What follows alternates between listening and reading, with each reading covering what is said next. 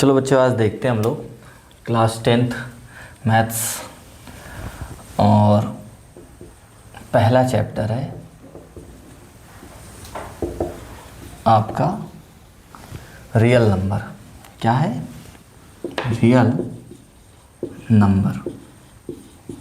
ठीक, इसके बारे में बहुत ही अच्छे तरीके से हम लोग पढ़ेंगे। बहुत ही आसान, उसमें बहुत ही ज़्यादा आसान, बस स्टेप टू स्टेप। और पढ़ने का पैटर्न भी बता दें कि सबसे पहले जो भी एक्सरसाइज चालू करेंगे हम लोग उसका इंट्रोडक्शन देखेंगे कि उसमें हम लोगों को पढ़ना क्या क्या है।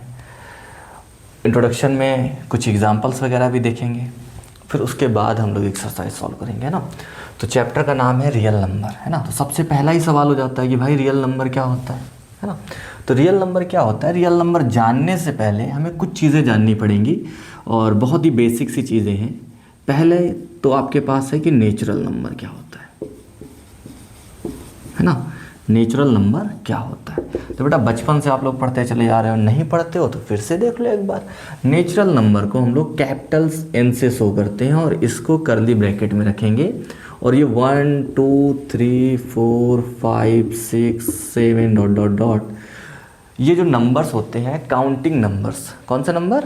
Counting numbers. ये सारे के सारे हमारे नेचुरल नंबर होते हैं ना। फॉर एग्जांपल ये समझ लीजिए कि रात का टाइम है ना, आप लोग आसमान के नीचे हो और बचपन में जैसे तारे गिनते थे ना, 1 है 2 है 3 है 4 है, और गिनते गिनते थक जाते थे, अरे बहुत सारे हैं यार, छोड़ो हटाओ। तो इसी तरीके से याद रखना। अच्छा, नेचुरल नंबर को कैपिटल एन से शो करते हैं और इसको कर्ली ब्रैकेट के अंदर रखते हैं, और ये बड़ा सा बड़ा नंबर आपको आगे मिलता चला जाएगा, है ना। और स्मॉलेस्ट नंबर की बात करें, अगर हम कहें स्मॉलेस्ट नेचुरल नंबर, तो आप देख सकते हो कि स्मॉलेस्ट नेचुरल नंबर जो है वो आपके पास क्या है? 1 है कि नहीं है। लेकिन ग्रेटेस्ट की अगर हम बात करें, किसकी बात करें? ग्रेटेस्ट की बात करें, तो ग्रेटेस्ट में क्या सीन होने वाला है? अगर हम आपसे कोई भी नंबर लिख दें 7 6 3 9 5 4, ऐसे बोल दें कि भाई ये ग्रेटेस्ट है, तो आप क्या बोलोगे? सर ये 4 को 5 कर दो। और अगर ये भी ग्रेटेस्ट नहीं है तो इसको 6 कर दो। तो मतलब ग्रेटेस्ट नंबर एग्जिस्ट नहीं करेगा, है ना। बहुत बड़े से बड़े नंबर को हम लोग लिख सकते हैं कि बहुत बड़ा सा बड़ा नंबर आपका ग्रेटेस्ट नंबर हो सकता है। तो नेचुरल नंबर आई थिंक समझ में आ गया होगा, है ना। फिर दूसरे नंबर पे आता है आपके पास होल नंबर। क्या आता है? Whole number. अब ये होल नंबर क्या होता है? होल नंबर को हम लोग डब्ल्यू से शो करते हैं, है ना। अब हम क्या करते हैं कि पहले रात में तारे गिन रहे थे, अब हम लोग थोड़ा सा पहले तारे गिनना चालू कर देंगे। तारे निकलने से पहले तो काउंटिंग कहाँ से शुरू हो जाएगी भाई? 0 से चालू हो जाएगी, है ना। 0, क्योंकि तारे दिख नहीं रहे। फिर उसके बाद कोई बच्चा बोलता है अरे एक तारा दिखा, फिर 2 तारे दिखे, फिर 3, फिर 4, फिर 5, फिर ऐसे करके आपके पास तारे ही तारे दिखते चले जाते हैं ना। तो ये सारे नंबर होल नंबर होते हैं, जिसको हम लोग कैपिटल डब्ल्यू से शो करते हैं। किससे शो करते हैं? कैपिटल डब्ल्यू से शो करते हैं। फिर होता है आपके पास इंटीजर। क्या होता है? इंटीजर, है ना। इंटीजर्स क्या होता है? इसको हम लोग बेटा जेड से शो करते हैं। किससे शो करते हैं? जेड से शो करते हैं। और जेड से क्यों शो करते हैं भाई? देखो इसका एन है तो इसके आगे हमने एन लिख दिया, ये डब्ल्यू से शुरू तो इसमें डब्ल्यू लिख दिया, ये आई से शुरू तो हम जेड लिख रहे हैं। जेड से इसलिए शुरू कर रहे हैं क्योंकि बेटा जेड जो है कम्स फ्रॉम जर्मन वर्ड।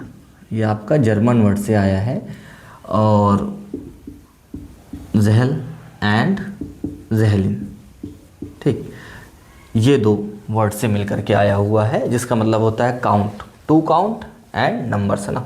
तो नंबर को काउंट करने के लिए होता है। इंटीजर्स होता क्या है ये समझो। अच्छा, शो किससे करते हैं, क्यों करते हैं, ये हमने बता दिया। अब होता क्या है, जैसे 0 है ना, 0 के राइट साइड में सारे पॉजिटिव नंबर 1 2 3 4 5 6 7, है ना, dot dot.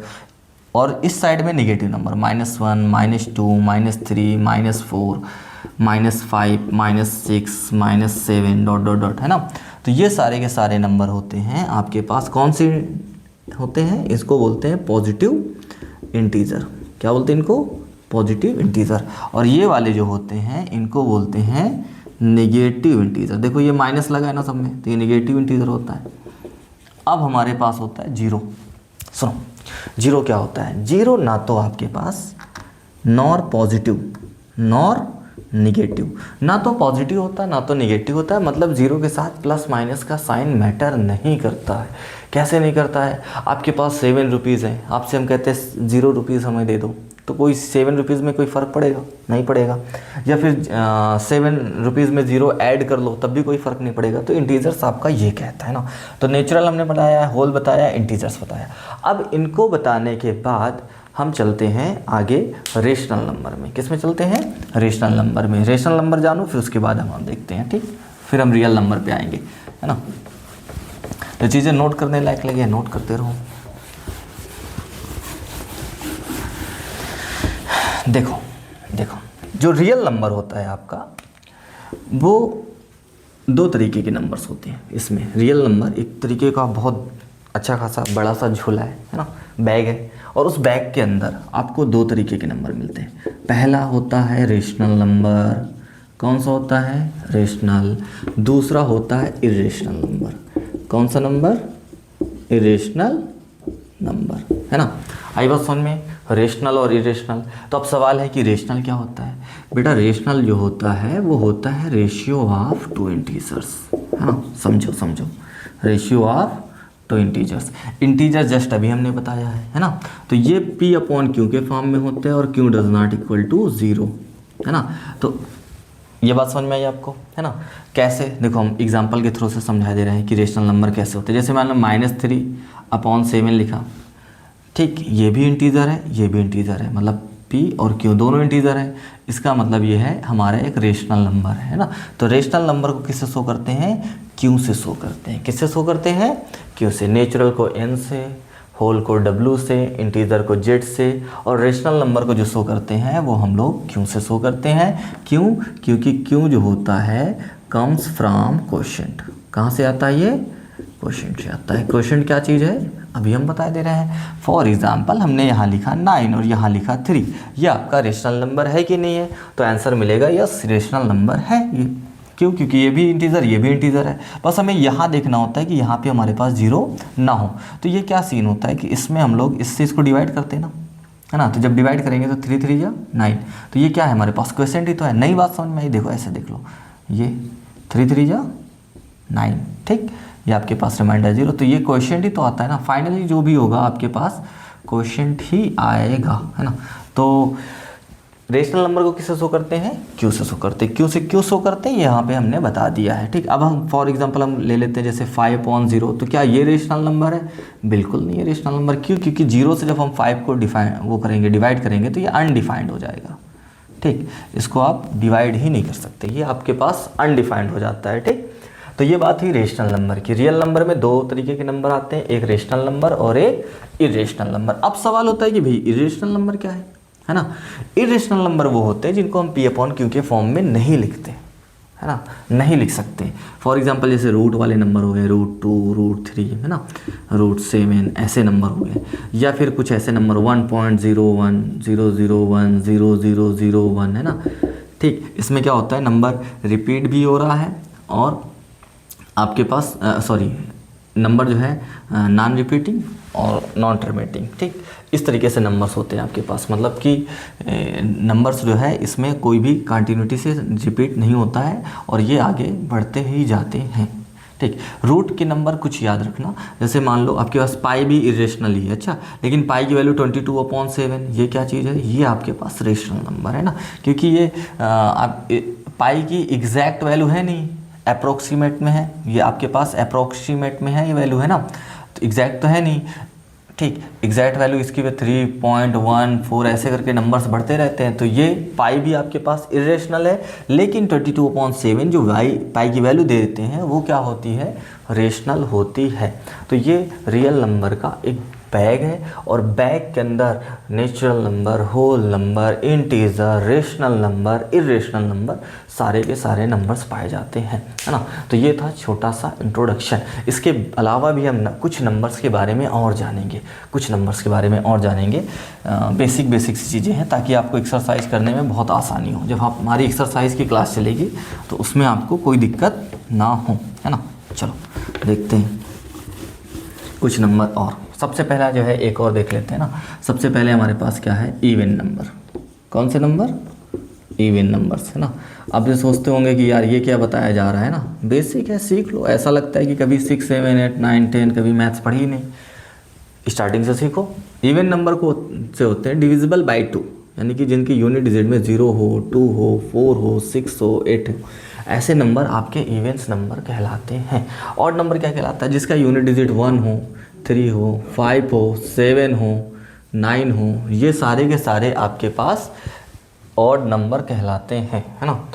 Even numbers and odd numbers, ये दो तरीके के आपके पास नंबर्स होते हैं। फॉर एग्जांपल देखो 2 6 3 9 4, ये आपके पास इवन है कि ऑड, है ना। तो जवाब क्या आएगा? 4 आपके पास देखो 2 से डिविजिबल है, तो इसका मतलब ये नंबर जो हो जाएगा वो इवन हो जाएगा। अगर हम इसमें 4 हटा दें, अब बताओ क्या है? तो ये देखो 2 से डिविजिबल नहीं है, तो इसका मतलब ये क्या हो जाएगा? आपके पास ऑड हो जाएगा। इवन ऑड आपको समझ में आ गया होगा आई थिंक, है ना। तो इवन ऑड के बाद हम लोग फर्दर बढ़ते हैं, आगे बढ़ते हैं। देखो आगे भी हमें कुछ नंबर सीखने हैं, ठीक। कौन से नंबर सीखने हैं? Prime number and composite number, सबसे मस्ट है, सबसे मस्ट है ना। तो चलो सबसे पहले देखो आपके पास हम बताते हैं प्राइम नंबर। कौन से नंबर? प्राइम नंबर, ठीक। प्राइम नंबर क्या होता है? Having maximum factors, having maximum 3 factor, sorry 2 factor. कितने फैक्टर्स होते हैं मैक्सिमम? 2 फैक्टर्स इसमें होते हैं, ठीक। कैसे होते हैं सुनो, एक हमारी लैंग्वेज में समझो कि एक ऐसे नंबर जो अपने टेबल में आए और 1 के टेबल में आए उसको बोलते हैं प्राइम नंबर, है ना। फॉर एग्जांपल क्या है आपके पास? 2 3 5 7 11 13 15 सॉरी 17 19 23, ये सारे के सारे आपके पास प्राइम नंबर होते हैं, है ना। जैसे 2 है भाई, 2 किसके टेबल में आता है? ये तो 1 में आएगा या तो 2 में आएगा। 3 किस में आएगा? 1 में आएगा या तो 3 में आएगा। 5 किस में आएगा? 1 में या 5 में। इसके अलावा ये नंबर्स जो आपको देखने को मिल रहे हैं ये किसी और उसमें आते हैं क्या? किसी उसमें नहीं आते, तो इनको प्राइम नंबर बोलते हैं, ठीक। फिर आता है आपके पास कंपोजिट नंबर, कंपोजिट नंबर, है ना। देखो प्राइम नंबर थे तो मैक्सिमम 2 फैक्टर ही बन रहे हैं, 1 2 1 3 1 5, है ना। कंपोजिट नंबर क्या बोलता है? Having minimum 3 factors. 3 फैक्टर तो होंगे ही होंगे इसके, और इससे भी ज़्यादा हो सकते हैं, है ना। जैसे 4 है, 4 आपके पास क्या है? देखो 4 को हम क्या है, 1 के टेबल में भी आएगा, 2 में भी आएगा और 4 में भी आएगा। 4 के बाद 6 है, 6 जो है आपके पास 1 में भी आ रहा है, 2 में भी आ रहा है, 3 में भी आ रहा है और 6 में भी आ रहा है। देखो इसमें कितने फैक्टर है? 1 2 3। इसमें कितने फैक्टर है? 1 2 3 4, है ना। तो उसके बाद जो है आपके पास 4 6 के बाद 8 है आपके पास। देखो 1 में आएगा, 2 में आएगा, 4 में आएगा और 8 में आएगा। 9 को देखो 1 में आएगा, ठीक, 3 में आएगा और 9 में आएगा। तो मिनिमम 3 फैक्टर्स आपको मिल ही रहे हैं। 3 फैक्टर्स देखो इसमें भी, इसमें भी। इसमें कितने फैक्टर्स आ रहे हैं? 4 4 आ रहे हैं। ऐसे और बड़े बड़े नंबर आएंगे, है ना। 10 है आपके पास, 12 है, 15 है, 14 है, बड़े बड़े 2 डिजिट नंबर, 3 डिजिट नंबर, ऐसे बहुत सारे कंपोजिट नंबर आएंगे। तो कंपोजिट नंबर ऐसे नंबर्स जो अपने टेबल में भी हैं, दूसरे के टेबल में भी हैं, उनको कंपोजिट। प्राइम नंबर जो अपने टेबल में आए और 1 के टेबल में आए सिर्फ, उसको प्राइम नंबर बोलते हैं। अब सुनो, प्राइम कंपोजिट समझने के बाद हम लोग देखते हैं थ्योरम 1.1, सबसे ज़्यादा मस्ट है ना। इस थ्योरम को देखने के बाद हम लोग इजीली क्वेश्चन सॉल्व करेंगे। देखो इसको बोलते हैं फंडामेंटल थ्योरम ऑफ अर्थमेटिक। ये फंडामेंटल थ्योरम ऑफ अर्थमेटिक कहती क्या है? कह रहा है एवरी कंपोजिट, देखो यहाँ लिखा है कंपोजिट नंबर, बोले तो ये वाले सारे नंबर कैन बी एक्सप्रेस्ड यानी कि फैक्टराइज्ड, है ना, फैक्टराइज किए जा सकते हैं एज अ प्रोडक्ट। प्रोडक्ट का मतलब होता है मल्टीप्लाई, है ना। प्रोडक्ट का मतलब होता है मल्टीप्लाई ऑफ प्राइम्स, ठीक। किसके प्रोडक्ट में? प्राइम नंबर के प्रोडक्ट में, ठीक। इस नंबर के प्रोडक्ट में फैक्टराइज किया जा सकता है, ठीक। And this factorisation is unique. Unique का मतलब होता है जो भी फैक्टर आप करोगे प्राइम नंबर से वो यूनिक होगा, उसके जैसा कोई दूसरा नहीं हो सकता है। Apart from the order in which the prime factors accrue, मतलब उसका जो ऑर्डर होगा वो भी यूनिक होगा और बिल्कुल अलग नहीं होगा, वो जैसा है वैसे ही होगा। देखो कैसे एग्जांपल, कहना क्या चाह रहा है, अगर कोई आपके पास एक कंपोजिट नंबर है, फॉर एग्जांपल के तौर पे हम यहाँ पे लिख ले रहे हैं 144, है ना, ये आपके पास कंपोजिट नंबर है। अब इसके प्राइम फैक्टर्स करने, क्या करने हैं, प्राइम फैक्टर्स। तो हमने एक ऐसे लाइन खींची, ये बचपन में करते आ रहे हैं ना, इसको बोलते हैं प्राइम फैक्टराइजेशन। देखो लास्ट में 4 है तो 2 से जाएगा आपका, है ना, 1 छोटा पड़ रहा है तो 4 ले लो, 14 हुआ। 2 के टेबल इतने बार पढ़ोगी 14 से आगे ना जाए, 2 7 जा 14, फिर 2 2 जा 4, फिर उसके बाद देखो फिर 2 से जाएगा। जब तक 2 से जाता रहे, मतलब डिवाइड होता रहे, फैक्टर बनते रहे, तब तक हम जो है 2 से करते रहेंगे। और जैसे ही नहीं होगा तो फिर हम 3 से चेक करेंगे, 5 से, फिर 7 से, फिर 11 से, ऐसे। ऐसा नहीं होता कि पहले हम यहाँ 7 कर दें, फिर 3 कर दें, फिर 2। इसका ऑर्डर जो होना चाहिए बिल्कुल सही होना चाहिए। ठीक लिखा है ना, apart from the order in which the prime factors accrue, है ना। और ये प्राइम फैक्टराइजेशन हो रहा है आपके पास, यूनिक है, मतलब इस यही होगा, इसके अलावा कुछ हो ही नहीं सकता है। अब देखो इसको, ये 7 है, 2 का टेबल इतने बार पढ़ोगी 7 से आगे ना जाए, 2 3 जा 6, और यहाँ पे देखो 7 से इधर चला गया 12 हो गया। ठीक, तो 2 6 जा 12, फिर उसके बाद 2 2 1 जा 2 2 8 जा 16, फिर आपके पास 2 2 9 जा 18। अब ये 9 जो है 2 से तो जाने वाला नहीं, तो किससे डिविजिबल होगा, 3 से। 3 3 जा 9, 3 1 जा 3। तो ये देखो हमने 144 के ये प्राइम फैक्टर बना दिए हैं, तो इसको हम ऐसे लिखेंगे 144 इक्वल 2, देखो कितने हैं 1 2 3 4, तो यहाँ पे लिखेंगे 2 की पावर 4, और 3 कितने हैं हमारे पास 2, तो 3 की पावर 2 इंटू 1, इसको बोलते हैं प्राइम फैक्टराइजेशन, है ना। अब हम लोग जब एक्सरसाइज में बढ़ेंगे तो हम लोग उसी वक्त सीखेंगे HCF एंड LCM। इसकी एक्सरसाइज में HCF एंड LCM है, प्लस जो है आपके पास प्राइम फैक्टराइजेशन है। ठीक, इस वीडियो में बस इतना ही।